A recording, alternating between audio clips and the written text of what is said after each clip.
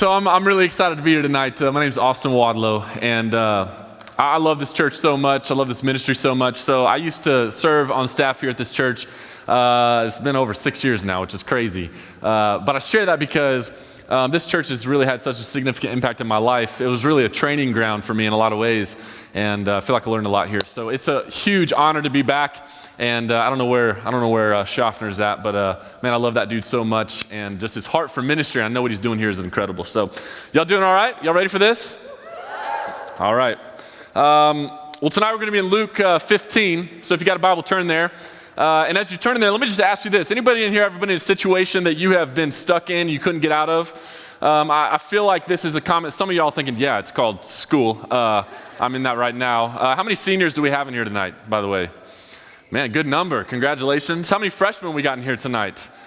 Yeah, y'all are stuck for like at least another 3 years, and then that didn't even count all the student loans and stuff after that too. So, but for real though, has anybody here been stuck in a situation where you're like, you just couldn't get out of it? Anybody here been stuck in an elevator before? Let me see your hand if you are. Put it up high. I want to see who not to ride an elevator with. That's a lot of people. Anybody here ever been stuck maybe on a long road trip in the backseat of the car with your annoying sibling? Your hand popped up really quick. Oh yeah, I've been there. My sister stabbed me with a pencil one time. I don't know why, but I'm like the perfect brother. I don't know why that would happen. But anybody ever been stuck in a conversation that you just couldn't get out of? And you're like, okay, come on people, I got stuff to do. What about this one? Anybody here ever been stuck in a relationship you couldn't get out of? Maybe don't raise your hand for that one. Some of y'all, I couldn't beat you to it. So my sophomore year of college, I just joined a fraternity. And I'm just going to be honest with you. So I went to a university, not University of Arkansas. I went to a university in Arkansas. So you know my education was like super sketch.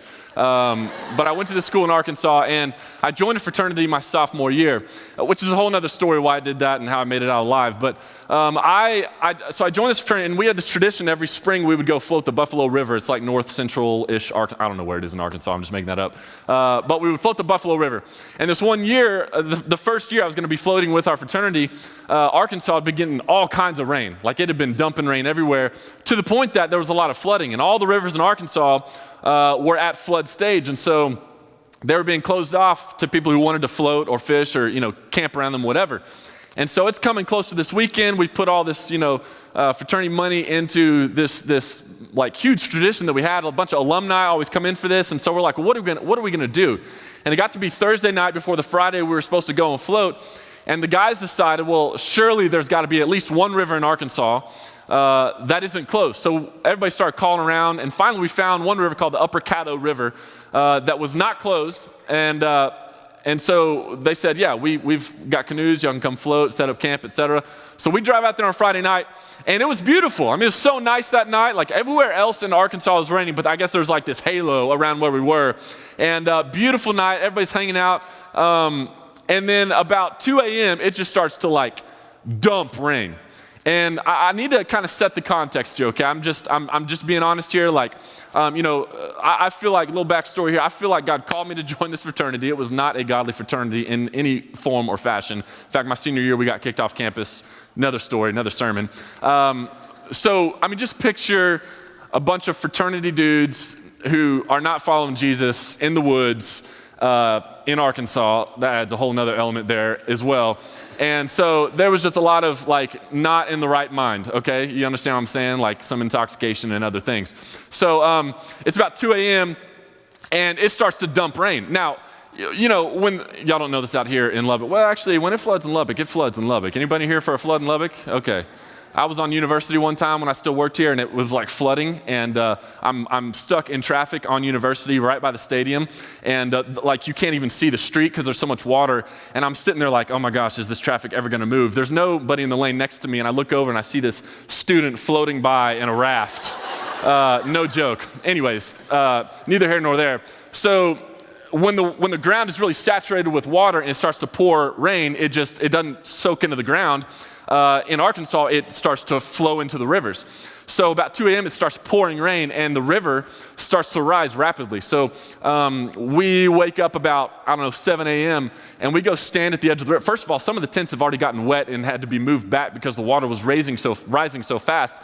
But we actually went and stood at the edge of the river. You're going to think I'm making this up. I know pastors make up a lot of stories. I promise you I'm not making this up. Standing there on the edge of the bank, and you could see, visibly see the water inching up the bank. That's how fast the water was rising. And so the guys are like, man, this is going to be a crazy float trip. And I'm thinking, I'm not floating this. I'm not going to float it. So the guy that was going to rent us the canoes, he pulls up with the, big bus. Anybody floated a river before? Okay. So, the bus pulls up, it's got all the canoes in tow, and he pulls up and he's like, guys, I'm not letting you on this river. It's looking like it's gonna get bad. And I'm thinking, yes, thank you, it is getting bad. And, all the guys, again, they're not in their right mind, so they're like, oh, come on, man, we paid all this money, we're gonna float. And he's trying to talk us out of it, and I do not know how, but these inebriated fraternity guys talked this idiot canoe rental guy into letting us on the river. And I'm thinking, well, crud, now I'm gonna, die. And so we get on the bus, he takes us a few miles upstream. Now this float was supposed to take 8 hours. So float 8 hours, get back to our campsite. The next day, float 8 more hours. Then he'd pick us up, bring us back to our campsite, we go home. So he takes us upstream, however many miles it was, and we unload all the canoes. He actually forgot the life jackets, so we had to go back and get we had a lot of swimmers in our fraternity, and they were like, oh, we'll be fine, we don't need life jackets. Thankfully, he went and got the life jackets. He comes back, gives us the life jackets. We're all ready, our canoes are loaded up with all of our stuff. And just imagine, 40, 50 frat guys just laughing, talking, excited to get on this raging rapid river. And all of a sudden, anybody been to Arkansas before? You've seen the pine trees there? I know Lubbock, picture it. You haven't seen a tree in a long time. But this full-sized Arkansas pine tree comes horizontally, not floating, flying down the river. And everybody's talking and laughing and having a good time. And all of a sudden, this tree comes flying down the river, and it was immediately dead silent, and our faces are just doing this as the tree goes by. And I'm thinking on the inside, and I know for sure, everybody there, except apparently one dude, everybody there is thinking on the inside, oh, heck no, I'm not getting on this river. We're all going to die if we do. And so we're all silent. And if you know how guys are, no guy's going to be like, okay, guys, I don't think this is safe. So nobody says anything. But as nobody says anything, there's this one idiot drunk guy in the back who's like, woo! And if you know guys, nobody's going to be like, I don't think, no, that's not. So we're all like, yeah, let's go. So we hop in our canoes and we put out on this river. And it's amazing that we made it out alive. So again, I promise you I'm not exaggerating. You can check the facts on this. Within 5 minutes, we had probably, there were probably 40 guys. There were 2 canoes. So what's the math there? About 20 canoes. Is that right? 20 times, yeah. 40 divide, about 20 canoes. Wow. And within 5 minutes, no exaggeration, we snapped 3 canoes in half. They got pinned up against trees, and the power of the water snapped them in half. Multiple canoes got flipped right as they were getting in the water, and the canoes just went downstream. And so the guys just, in their life jackets, thankfully they had them, floated the rest of the float down. By the way, 8-hour float took an hour and a half. We found out later they were about class 3 rapids, any of you who've done whitewater rafting before. My raft, so it got to a point in the river where it was wide enough, and it was, it was flowing fast, kind of like this, picture the water like that. And we're thinking it's wide enough, straight shot. One of the traditions for our float trip was to make a big flotilla. So what that means is we would take our life jackets off, and we would use them to tie all of the canoes together and make a massive flotilla of 8 canoes. So we took all of our life jackets off. We used them to tie about 8 canoes together, and we're flying down this river, and all of a sudden we see that somehow, wow, crazy this happened. It's flood stage, and there's pine trees, flying down the river. A bunch of pine trees had miraculously piled up in the very middle of the river, and our flotilla is headed straight for it, and we see it off in the distance, and we're like, Well, shoot. So we start trying to untie our wet life jackets, and most of them, those knots had pulled tight. So we just start getting knives out and cutting the life jackets to separate the canoes so we could control the canoes and not hit the trees. And so what life jackets were left and we could spare, we put on. And so me and we got the canoes separated, and we end up going straight for these trees. And me and another canoe, two of us in each canoe, we hit each other right before we got to these trees, and both of our canoes flipped and immediately went straight to the bottom of the river and took us with them. And so, all of us were like getting out from underneath the canoe and swimming up, trying to like hold the canoe. But I mean, if you've been in a flood, like the water's powerful, right? And so we pop up and right as we're flying by this piled up set of trees, we grab onto these trees. And I'm not kidding you, like we're grabbing onto the trees and our bodies are being pulled like that. Well, there were four, two in each canoe, only three of us popped up. And so we're holding on to these trees and we're looking for this guy, Justin Cup, we called him Cup, and he's not anywhere. And it seemed like, 20 minutes. It was probably like 20 seconds, but he had gotten dragged all the way to the bottom with the canoe. And suddenly he pops up and his eyes are like, huge, like, freaking out. Oh my gosh, almost just died. And he stops himself in the trees, and then he throws his leg up on one of the branches and he's like, guys, I think I broke my leg. And we look at his leg, and he had gotten drugged, I guess, against the bottom of the river or a tree or something, and y'all gonna love this. His leg was, like, imagine a book that's open. From the knee to the ankle, it was just like open down to the bone. Yes. And we're like, oh shoot, Cup is gonna die. And so long story short, we tried to get these canoes up. We pulled one canoe up, and we threw Cup in the canoe, and then we jumped in the canoe with him, tried to take him downstream. The canoe flipped like maybe 2 minutes later, so we ended up just floating downstream. It took us about 30 more minutes because this thing was flying. He ended up in the hospital for like days, wheelchair for weeks, and it was just bad. Another canoe downstream had trapped some guys under it. They somehow got out.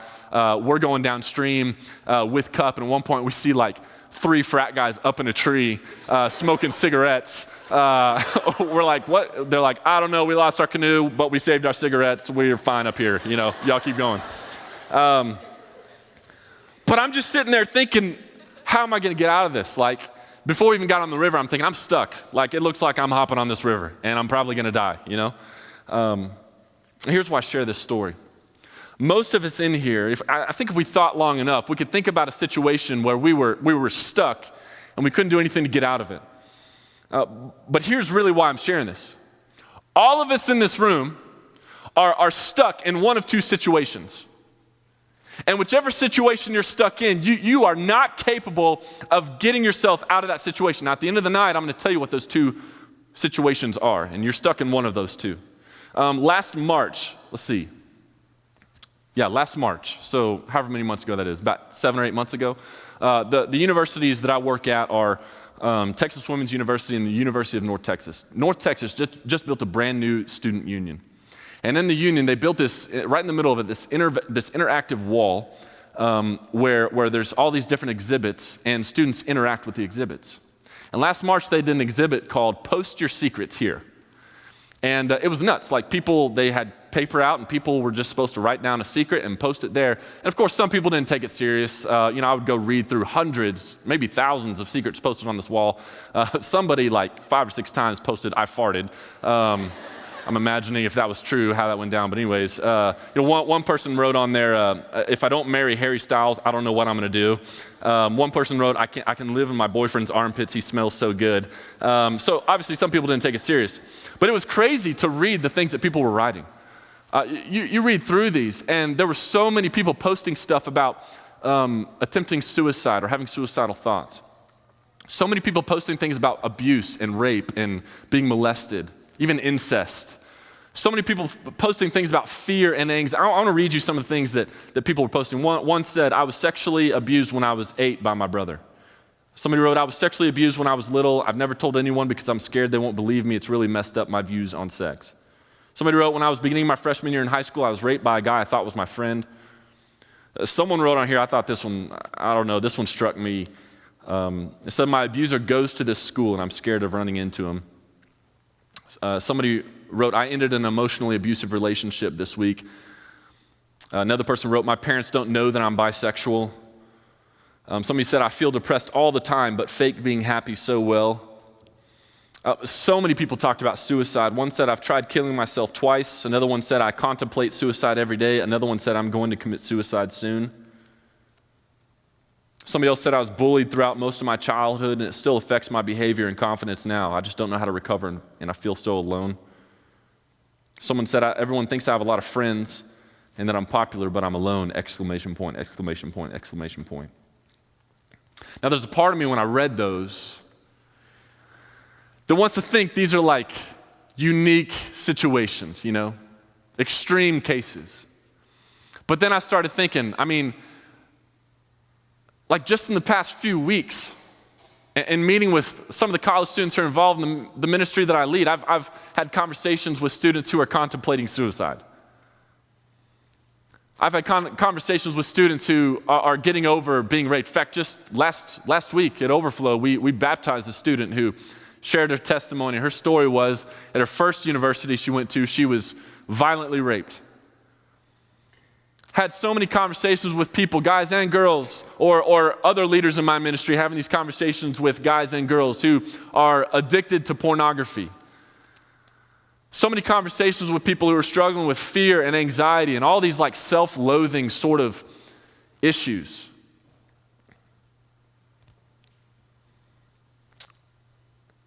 And as I'm thinking about that, and thinking about tonight, I feel like this is the place we have to start because like I think sometimes it's difficult to go to church, even though like the gospel is all about Jesus coming to save people with jacked up lives.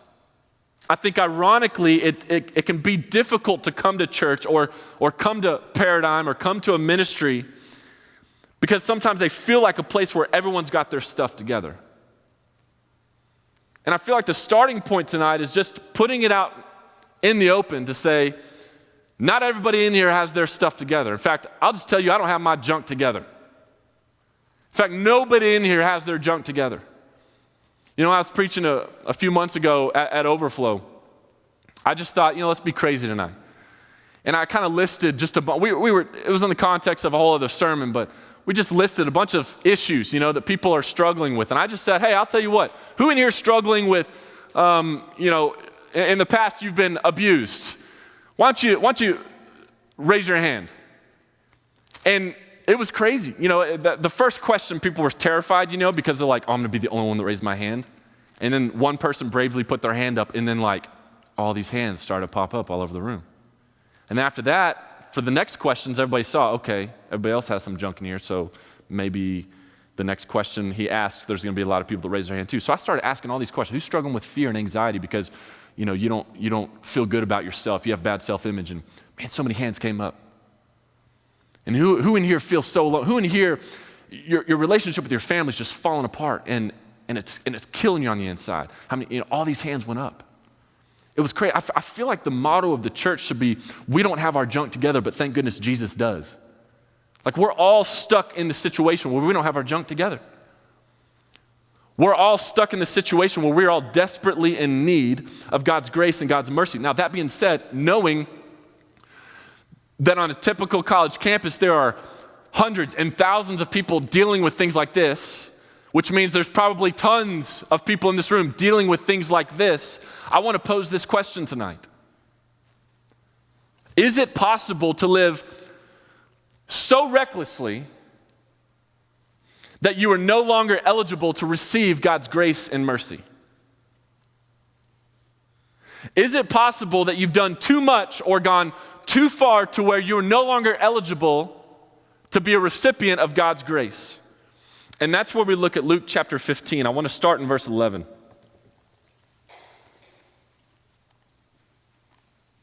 Verse 11, it says this, and Jesus said, there was a man who had 2 sons.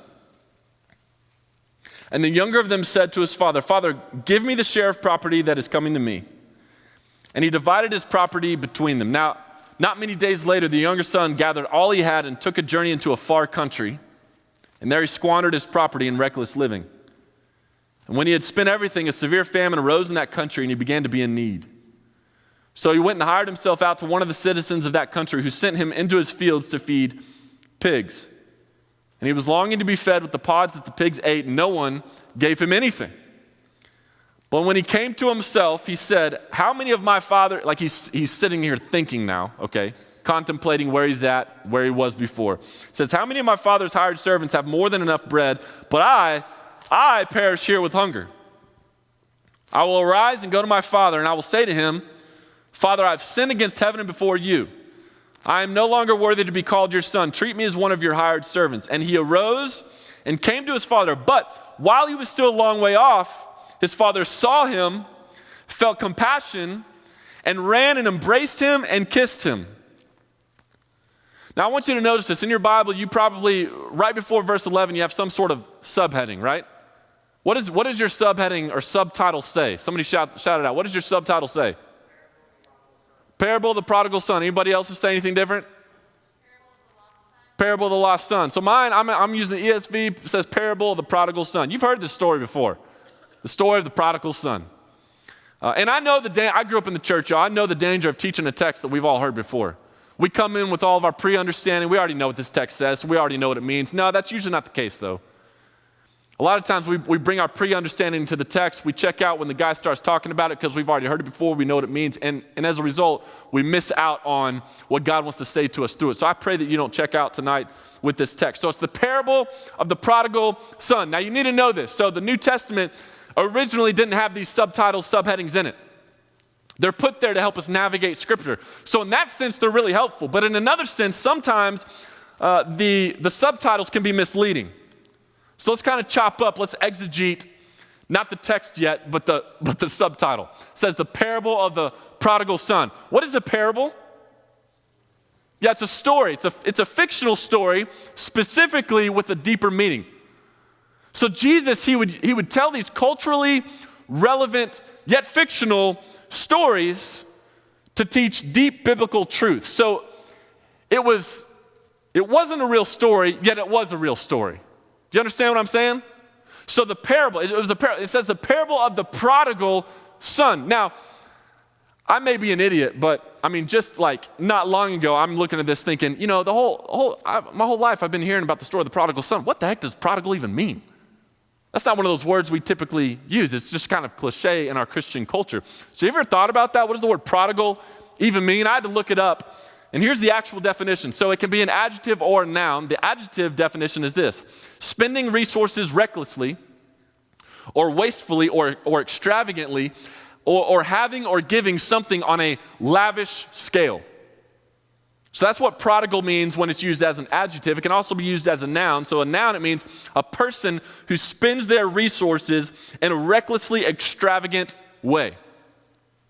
So the parable of the prodigal son. So according to the subtitle, who is the key subject of this parable? According to the subtitle, who is it? Come on, y'all whispering, y'all scared to answer. What is it? The son. The parable of the prodigal son. Now, because of the way the story's been labeled, we typically put our focus all in the wrong place. And as a result, here's what happens. We miss out on who the true prodigal is. So go back to verse 11. It says, and Jesus said, there was a man who had 2 sons, and the younger of them said to his father, Father, give me the share of property that is coming to me. And he divided his property between them. Not many days later, the younger son gathered all he had and took a journey into a far country, and there he squandered his property in reckless living. And when he had spent everything, a severe famine arose in that country, and he began to be in need. So, verse 15, he went and hired himself out to one of the citizens of that country, who sent him into his fields to feed pigs. And he was longing to be fed with the pods that the pigs ate, and no one gave him anything. Here's the main point of this section we just read. This dude was stuck in a really helpless and hopeless situation. He went from having a loving father or a loving relationship with his father and an inheritance to no relationship with his father and losing all of his inheritance. He went from essentially being a son to being a slave. All of this because of what I'm going to call the illusion of freedom. If you're taking notes tonight, I want you to write down the illusion of freedom. This guy thought that he was free, but the reality is he was far from it. In fact, you look back at verse 13. He was a slave to his possessions. Look at verse 13. It says, not many days later, the younger son gathered all he had and took a journey into a far country. And there he squandered his property in reckless living.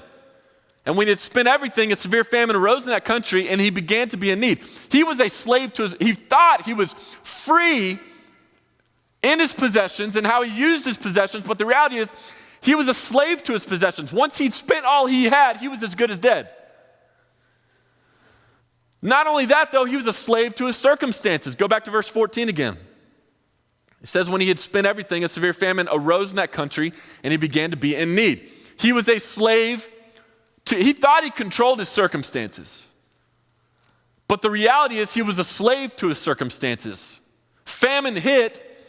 He didn't own the situation owned him. He was also a slave to the people around him. Look at verse 15. So he went and hired himself out to one of the citizens of that country who sent him into his fields to feed pigs. I mean, by this point, he wasn't even making his own decisions. People were making those decisions for him. And then last we see he was a slave to the still present void in his stomach. Verse 16 says, and he was longing to be fed with like he thought he had control, the ability to fill this void that existed in his stomach that we see all the way back in verse 11 and 12. But then we get to verse, 16, and we see that after doing everything he thought he could do to fill that void, he was still hungry. He longed to be fed. And here's the reality. Many of you, and even more on your campus, are living in this illusion of freedom. You have bought into the theology and the wisdom of the world. And the wisdom and the theology of the world says things like, well, your money is your money. You are free to spend it however you want. Or they say things like your body is your body, or your sexuality is your sexuality, so you are free to do with it what you want. Or your theology is your theology. You are free to pick and choose and create whatever you want. And your life is your life, so you are free to live however you want. I mean, look at verse 12. You see this theology in this guy. Verse 12, and the younger of them said to his father, Father, give me the share of property that's coming to me.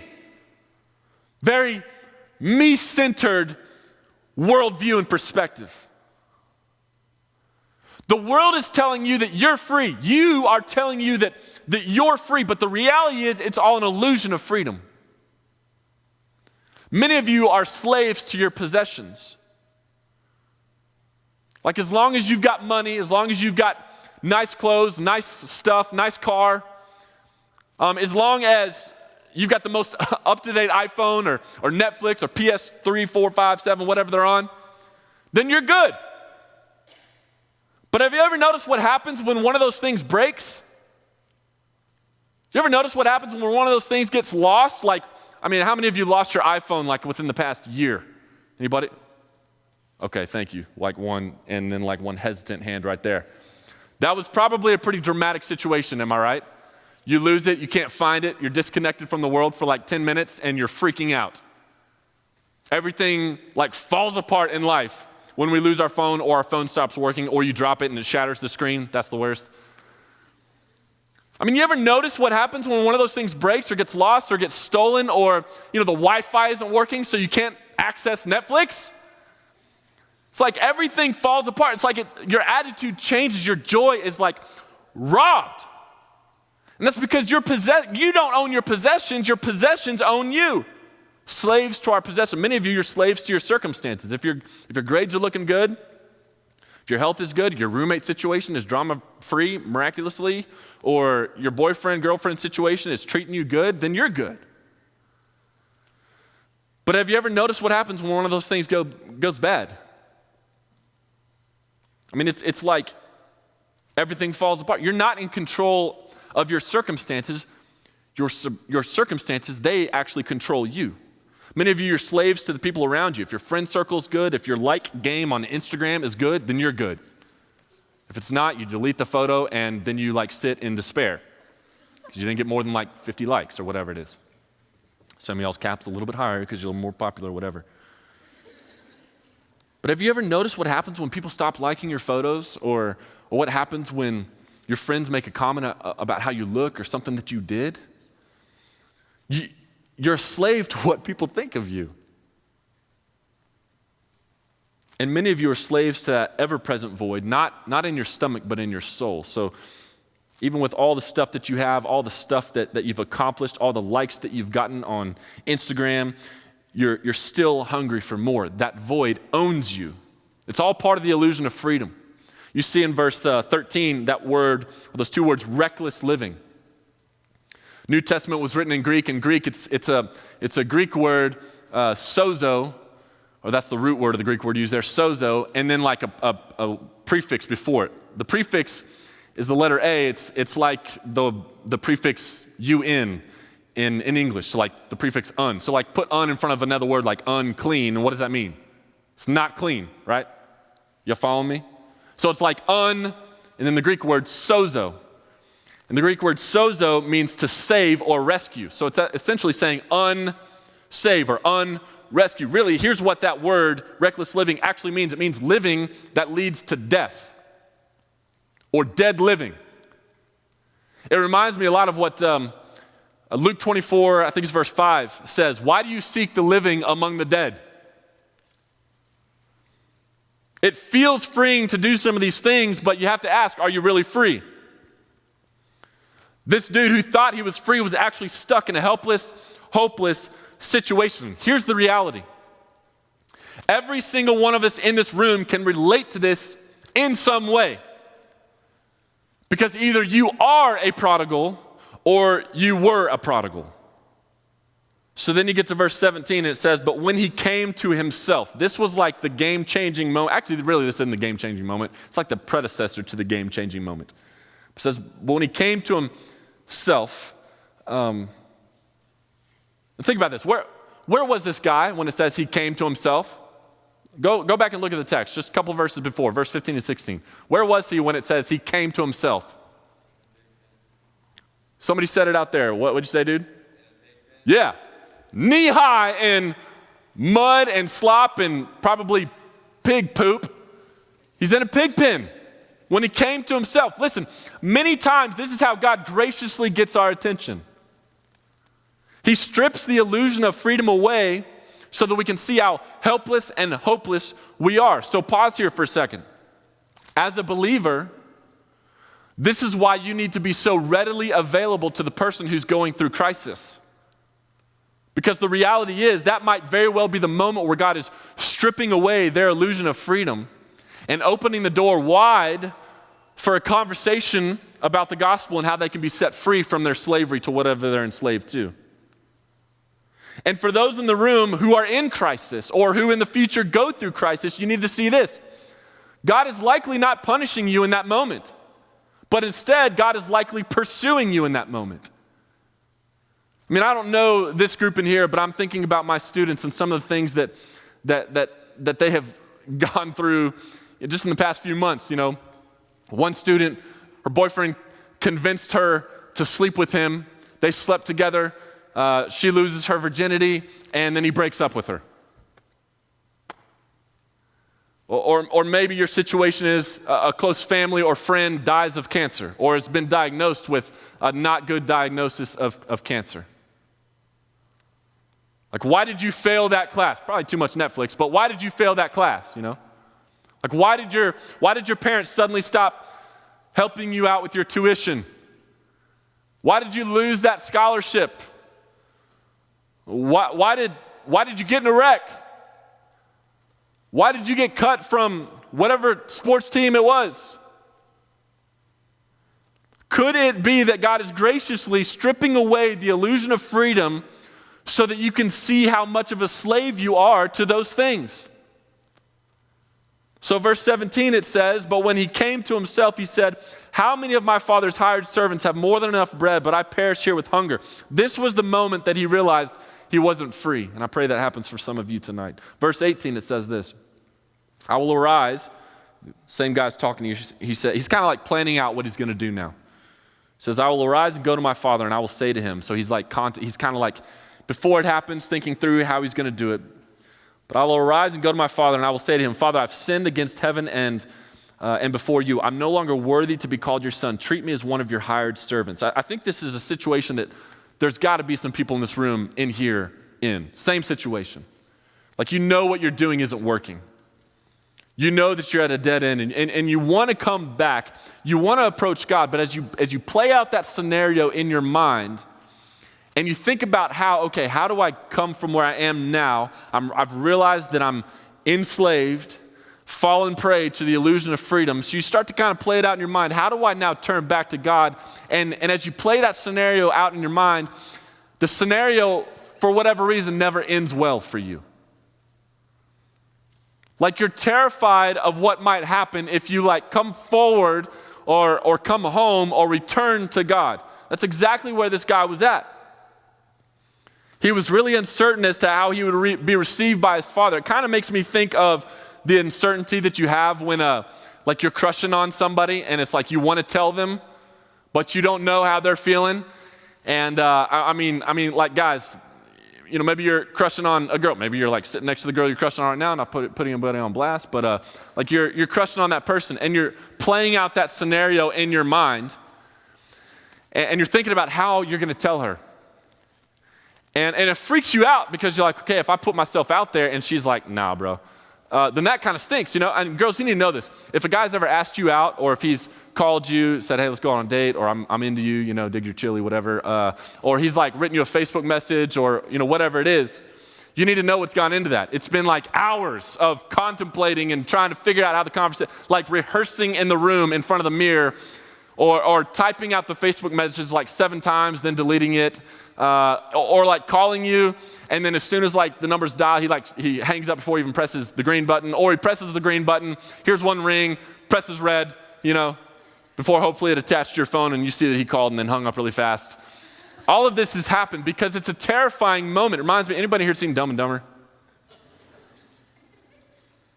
Y'all don't seem certain about that. Best movie of all time, people. If you haven't seen, how many Dumb and Dumber people in here? Let me see if I should even go. Okay, I'll tell it. It reminds me of the not Dumb and Dumber 2, but the first one, the good one.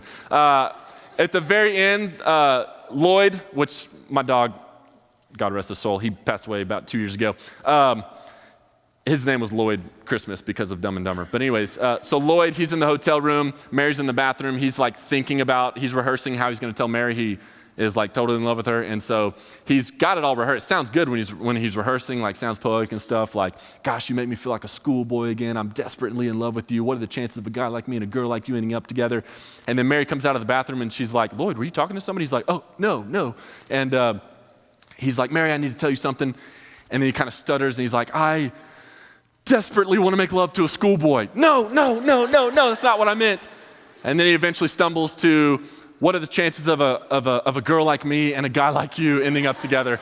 And he just blows it. It reminds me of that. I'll tell you this. So the first time, when I was here last year, my now wife and I, we were just dating. And now we've been married for a little over 6 months. Leslie's sitting right here on the front row. And miraculous that somehow I convinced her to marry me, but whatever. So not long after we were here last year in, I think, September, I realized I love this girl, and so I started to kind of think about how am I going to tell her I love her, and so I planned it out perfectly in my mind, okay? So we were hanging out one night, and I was thinking, okay, we're going to hang out tonight, and then I'm gonna walk her to the car, and she's gonna be getting in the car, and I know normally she would get in the car and we continue to talk, because when you're in love, you just can't stop talking. So she's going to get in the car, And right before she shuts the door, I'm be like, hey, you just need to know, girl, I'm like totally in love with you. And here's how it played out in my mind. She was gonna like, go like, oh my gosh, I've been thinking the same thing. Like, I really love you too. And she was gonna stand up and we're gonna hug and we're gonna kiss and then we're gonna be able to dance to the music that was playing in our hearts. So I had it planned out, it was gonna go perfectly. So then here's what actually ended up happening. So I walk her to the car.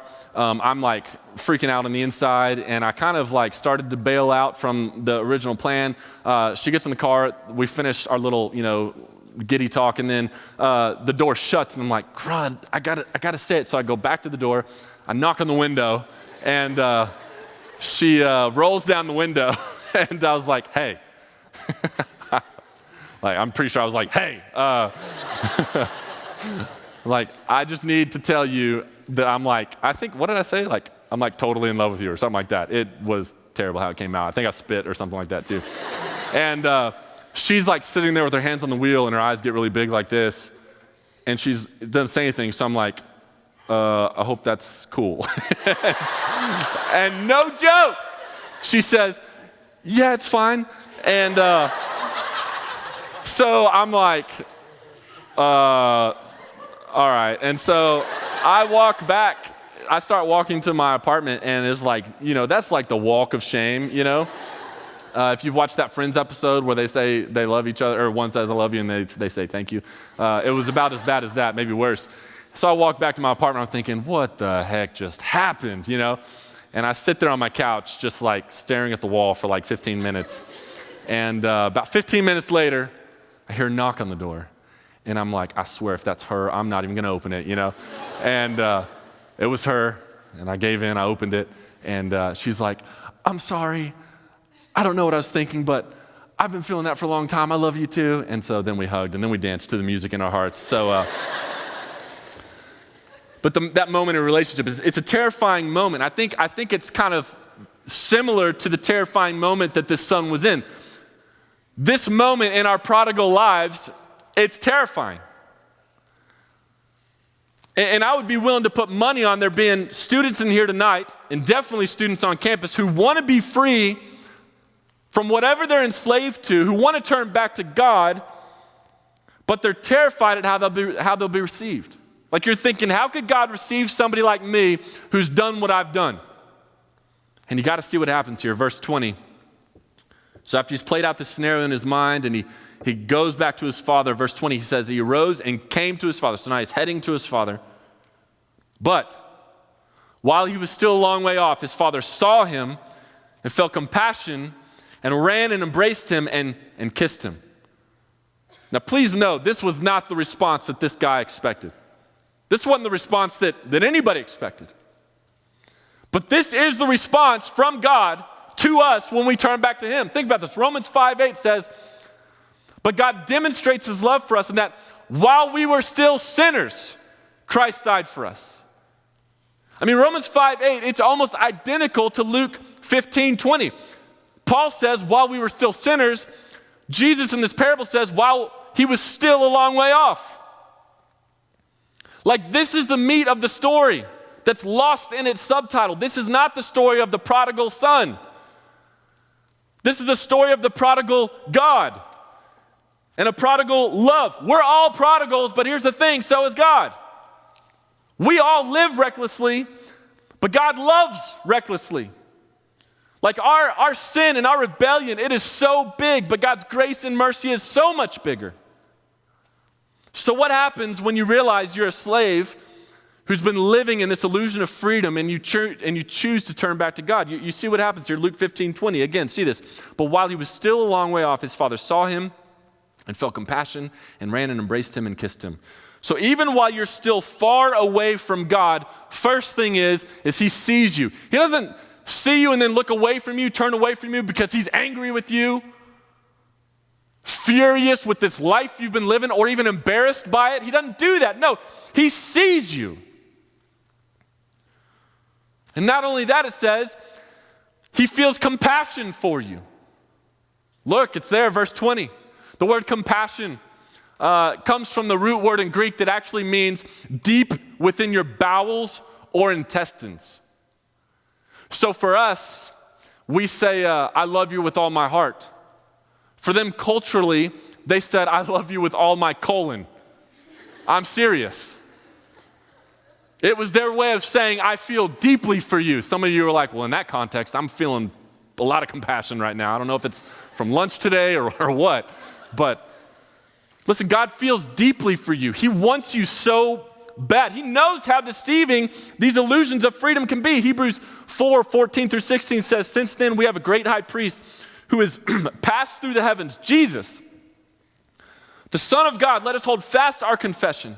For we do not have a high priest who's unable to sympathize with our weaknesses, but one who in every respect has been tempted as we are, yet without sin. Let us then with confidence draw near to the throne of grace, that we may receive mercy and find grace to help in time of need. He sees you. He feels compassion for you. Third, it says he ran to him. He runs to you. Here's the reality. The gap that separates us from God is not a gap that we have the ability to close within our life. So though you may turn back towards him, ultimately it's God who closes that gap. Even if we choose to return to him, we're still going to fall short because of how far we've fallen from God. This might be the most important part of all the Father does, all the way that he responds to the Son in the parable. Because in the same way that the Father runs to the Son, God ran to us when he sent Jesus. You need to understand the cultural context here. In the ancient Near East, it was like an older, more mature, wiser man walked a certain way. He didn't run. Like you just culturally, there's weird things. If you travel to other countries, there's some weird cultural differences. Some just don't make sense. This is one of those that I'm like, that doesn't make sense. But the older, wiser, more mature men, they just never ran. They almost kind of had this like swagger walk that was like demanding respect. But what you see happen in this, it was, the reason they didn't run is it was like, culturally, it was humiliating to run. It was lowly. It was a lowly thing to do. But you see what happens here, and what does the Father do? He essentially pulls up his garb, whatever he was wearing, and he takes off running after the Son. The Father essentially bore the Son's shame. Jesus did the same for us on the cross. He lifted up his garb. He came running after us. Philippians 2 says he humbled himself even to the point of death on the cross. He took the humiliating position instead of us. Jesus bore our sin and our shame on the cross. So he sees us, feels compassion for us. He runs after us. And lastly, he embraces us and kisses us. He doesn't hold you at arm's length, but he pulls you in close, grips you tight. You can't wiggle free from that kind of grip. It's not like he's holding you out here, still weighing his options, looking at you like, okay, are you legit or not? He's not doing any of that. He grabs you, embraces you, he's got you tight, and once he's got you tight, you're stuck. So here's what this all amounts to tonight. How many of you have ever been stuck in a situation you can't get out of? And here's the reality. One way or another, all of us in this room are stuck. You are either stuck in your prodigal life or you are stuck in God's prodigal love. So the question I want to ask you tonight is, which is it for you? For those who are stuck in God's prodigal love, I just want to encourage you because again, coming to the front and saying, sometimes coming to things like this, it's hard when you're struggling with stuff because you ironically feel like even in a place where the gospel preaches Jesus comes to save people who are a mess, it feels like sometimes in places like this, everybody's got their stuff together. Nobody's got a mess in their life. I'm telling you this right now. Look, the dude up on stage, his life is a mess. And so if you are in that same situation and you've got some stuff in your present or stuff in your past, but you've put your faith in Christ, you are stuck in God's prodigal love. He loves recklessly. He loves extravagantly. You're in his tight grip and you cannot wiggle free. You cannot wiggle free. So be encouraged in that. For those of you, though, who are still stuck in your prodigal life, I just want to encourage you and challenge you. Don't be afraid to come home. Like some of you I know are terrified of the thought of coming forward and being open about, okay, Like, this is what's been going on in my life. I am crazy addicted to some like messed up pornography. I am crazy addicted to this. I have been doing this. I have gone through that, whatever it is. Don't be afraid to come forward and turn back to the Father, because as much as you are a prodigal, he is that much more of a prodigal. As recklessly as you live, his reckless love like envelops your reckless living. As we say at college ministry back home, God calls us into an honest confrontation with our baggage, but in the same sentence, in the same situation, he calls us into an honest confrontation with his grace. And our prayer is every Tuesday night at Overflow, my prayer is tonight, every Thursday night at prayer time, that there would be a violent collision between your baggage and God's grace. And you need to know this. Anytime your baggage collides with God's grace always wins. So if you are still stuck in your prodigal life, don't be afraid to come home. Confess that and receive God's prodigal love. Let me pray for us.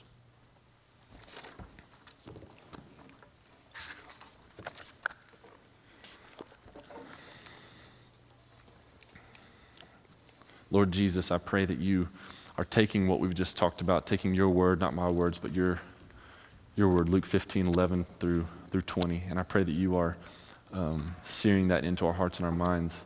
And I pray that by your grace, you would make sense of everything we just talked about. I pray that by your grace, you would do two things tonight. One, I pray that you would encourage those in here who are already stuck in your prodigal love. The ones who feel like they have wiggled free, or maybe they're just like barely hanging on to your grip. Please help them to see that they're not hanging on to anybody. They're being hung on to by you. Help them to grasp, help me to grasp how recklessly you love us. And then for those in the room who are still stuck in their prodigal life, afraid to turn and come back because of how they might or might not be received, I pray that you would help them to see and just believe, even though it is crazy and it doesn't make sense, but help them to see and believe and receive your prodigal love. Give them the courage to come forward and have those gospel conversations with maybe one of the student leaders in this ministry, maybe with John or Pastor Bobby or whoever it is. I pray that you would give them the courage to come forward and receive your prodigal love. We thank you for sending Jesus. Thank you that he lifted up his pants and ran after us in a humiliating way for him to save us from our sin and our shame. And we pray all this in his name. Amen.